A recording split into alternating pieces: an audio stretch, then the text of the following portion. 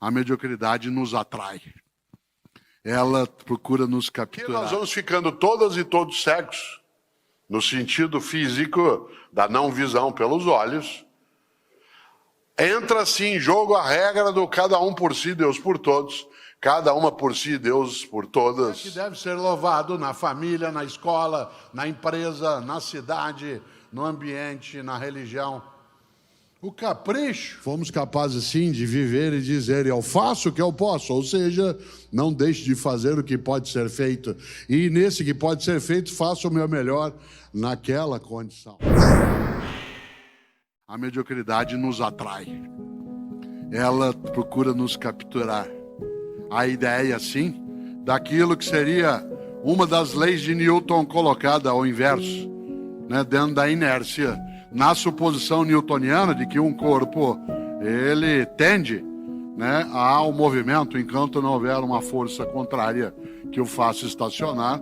A lei da inércia mais direta acaba invertendo, né? Qualquer um de nós tende à paralisação, a menos que haja alguma coisa que nos impulsione numa direção que nos tire daquele ponto. É claro que, nessa hora, a melhor coisa é que nós sejamos capazes de recusar a mediocridade e buscar a excelência. A excelência na família, no trabalho, na política. Olha que coisa. O que é gente excelente? Você conhece gente excelente? Um garçom excelente, uma professora excelente, um médico, uma médica excelente. O excelente não é o melhor de todos. É aquela pessoa que naquilo que faz é a melhor no que ela consegue de ação. Agora eu vou usar uma expressão que pode parecer estranha.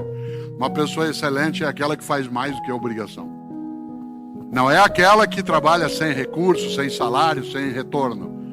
Fazer mais do que a obrigação é ter a obrigação como ponto de partida e não como ponto de chegada. Uma pessoa excelente é aquela que parte da obrigação e não chega até ela. A obrigação é de onde ela sai, não onde ela retorna. Nesse sentido, você conhece. O que é uma médica ou um médico excelente? Qual é a obrigação de uma médica ou um médico? Te examinar, fazer uma anamnese, fazer um pedido eventual de exames, fazer algum tipo de prognóstico, passar uma receita. O que é uma pessoa que você admira, que é aquela que é excelente? Você já teve médicos e médicas assim? É aquela que faz mais do que a obrigação, isto é, ela se interessa por você. Ela não olha você como uma doença em alguém, mas como alguém que está com alguma perturbação. É aquela pessoa na área da medicina que você nota que ela não olhou o teu histórico só na hora que você entrou no consultório. Quantas vezes você entra no consultório, às vezes, de um médico, uma médica, ele puxa uma ficha daquela envelopinho pardo, onde ele mesmo ou ela mesma anotou coisas, e te pergunta uma coisa estranha: o que você está tomando? Fala: bom, estou tomando o que você mandou tomar, que está anotado aí, que você anotou. Inclusive, a ideia de tomar me sugere algo agora, de maneira irritada. Você nota que a pessoa não olhou, que ela não te acolheu. Diz: ah, mas ela não tem tempo, porque ela precisa, atenção, é fazer o teu melhor naquela condição, enquanto você não tem outra condição para fazer ainda melhor. Evidentemente, nessa hora, volto a esse ponto. O que é uma professora excelente? Quantas e quantos tivemos uma professora de história, que na sexta-feira, na última aula, nos encantava. Ela nos levava a coisas que a gente gostava. Você até dizia: hoje eu vou ter aula de história. Aquela aula que quando acabava, a gente fazia assim, que não era falso, não era cínico. Porque em vários locais, às vezes você diz: vai acabar, e diz: mas não é um ato sincero, né? É um ato falso. Mas aquela professora excelente fazia mais do que obrigação. Ela não apenas passava um conteúdo. Você conhece um atleta, especialmente um jogador de futebol, quando ele é excelente ou ela é excelente? É só você observar. É a pessoa que faz mais do que a obrigação, que é capaz de ir atrás, de buscar, escavar, voltar de novo, caprichar no que tem que fazer, em vez de simplesmente dizer: bom, tudo bem, eu faço o que eu posso. Olha só. Um garçom excelente, uma garçonete excelente. Qual é a obrigação de um garçom? Você, quando vai a um lugar, você gosta de ser atendido por alguém que você conheça, que você considera excelente. A obrigação qual é? A obrigação é te receber, indicar um lugar, anotar teu pedido, trazer as coisas, trazer a conta, o cafezinho. O que é um garçom excelente? Aquele que faz mais do que a obrigação. Mas ele faz porque ele quer receber alguma gorjeta? Não necessariamente. É aquela pessoa, por exemplo, que não consegue não fazer o melhor na condição que ela está. Ela, inclusive, acha que seria ofensivo não fazê-lo. Por isso, nós temos de honrar as pessoas que são as melhores pessoas entre nós. E elas não são as melhores, como eu dizia, como forma de arrogância, de petulância, mas porque elas fazem com que a gente se sinta bem de ter sido contemporâneo ou contemporânea dessa pessoa. Mas o que eu gosto de lembrar é o quanto José Saramago, no ano de 1995, lançou um livro que é absolutamente impactante, Ensaio sobre a Cegueira. Evidentemente, há pessoas que cegas são porque a natureza assim construiu ou tiveram algum tipo de distúrbio, alguma patologia depois durante a vida, mas o que o Saramago trata nessa obra, Ensaio sobre a Cegueira, é a cegueira intencional, proposital da mente.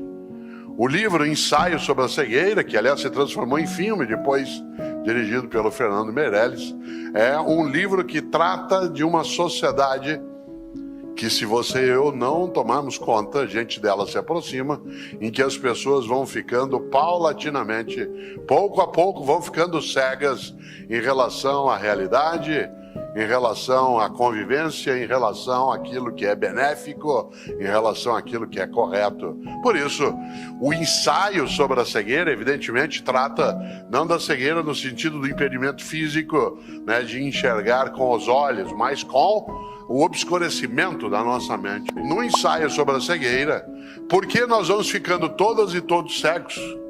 No sentido físico da não visão pelos olhos, entra assim em jogo a regra do cada um por si, Deus por todos, cada uma por si, Deus por todas.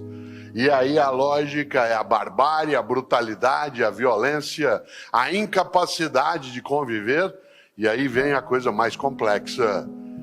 O nosso pior, não o nosso melhor, o nosso pior como ser humano vem à tona. Claro que nós somos capazes também de fazer o contrário.